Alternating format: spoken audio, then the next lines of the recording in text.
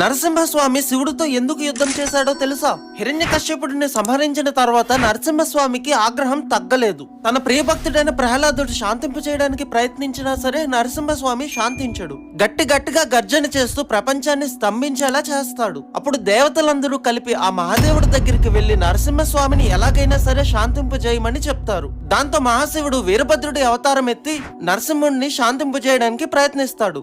అది విఫలమవడంతో శివుడు అతి భయంకరమైన శరభావతారం ఎత్తుతాడు. శరభేశ్వరుడు సింహపు తలతో, గ్రద్ద రెక్కలతో, పదునైన గోర్లతో, పొడవాటి తోకతో ఉంటాడు.